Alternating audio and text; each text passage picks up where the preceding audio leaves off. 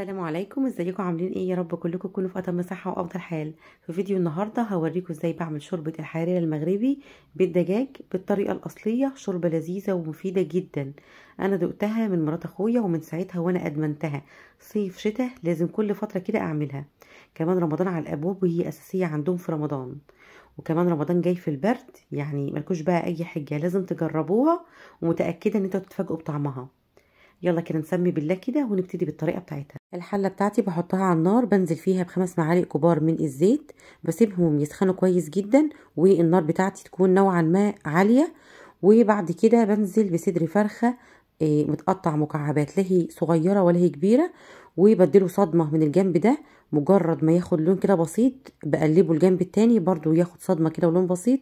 بنزل بقى بعد كده، لازم النار بقى في الوقت ده تكون عاليه علشان الفراخ ما تنزلش ميتها. تمام. وبنزل بعد كده بحبتين كبار من البصل متقطع ناعم، بديله بس كده تشويحه يعني يدوبك يدبل. بنزل بعد كده بكوبايه من العدس اللي هو العدس بجبه، كوبايه يعني بكون غسلها ونقعها لمده 10 دقايق بس كده جنب مني على الفراخ ما بتاخد صدمه. بعد كده بنزل بكوبايه ونص من الحمص المسلوق، وبعدين بنزل ب3 حبات كبار من الطماطم. انا عصرتهم في الخلاط وصفيتهم ونزلتهم كده زي ما انتم شايفين، بديهم كده تقليبه حلوه كده مع بعض. وبنزل بعد كده بحزمه من الكزبره وحزمه من البقدونس.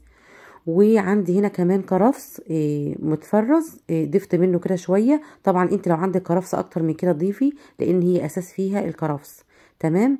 انا نزلت هنا يعني اكتر من نص كميه البقدونس والكزبره، والباقي هنزل بيه بعد كده هتشوفوا دلوقتي. بعد كده بقى نزلت بالبهارات بتاعتي، وهي معلقه كبيره من الملح، والملح ده بيبقى حسب الرغبه، انت بتدوقي الشوربه بتاعتك وبتملحيها زي ما انت عاوزه. كمان نزلت بمعلقه صغيره من الكركم، وبهار الفراخ ده معلقه وده معلقه، نص معلقه صغيره من الفلفل الاسمر، ونص معلقه صغيره من الجنزبيل البودر. تمام. قلبت الكلام ده كده كويس جدا، وبعد كده نزلت بميه سخنه، تكون ميه سخنه بتغلي.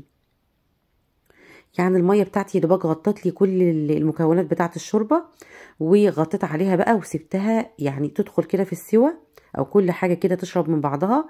بعد كده نزلت ب يعني معلقتين كبار من صلصه الطماطم زي ما شفتوا كده، وكوبايه وبديها تقليبه برضو، وكوبايه من الشعريه.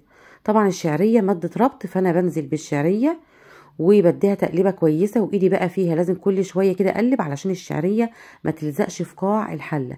تمام. بديها برضو كده تقليبه كويسه لحد ما احس ان الشعريه بدات ان هي تستوي كده ويايا. بنزل بمعلقتين كبار من السمنه البلدي. تمام. دي اساسي برضو عندهم بيضيفوها. بعد كده هنا انا ضفت هنا معلقه كبيره من الدقيق في بوله صغيره كده، وقلبتها كده بشويه ميه لحد ما تدوب معايا. وبعد كده هنزل بقى بخيط رفيع كده على الشوربه بتاعتنا. طبعا معلقه الدقيق دي لو انت شايفه ان الشوربه بتاعتك محتاجاها ضيفيها، مش محتاجاها خلاص، لان الشعريه بتبقى ماده ربط، فخلي بالكم من الحته دي. انا هنا ضفت معلقه الدقيق وقلبتها بالشكل اللي انتوا شايفينه قدامكم ده. هتلاقي كده الشوربه معاكي سمكه بقت تخينه كده او سميكه كده، وبقت خلاص كده جاهزه ويانا. طبعا كل حاجه بتبقى خلاص يعني مستويه. بنزل بقى بباقي البقدونس والكرفس والكزبره.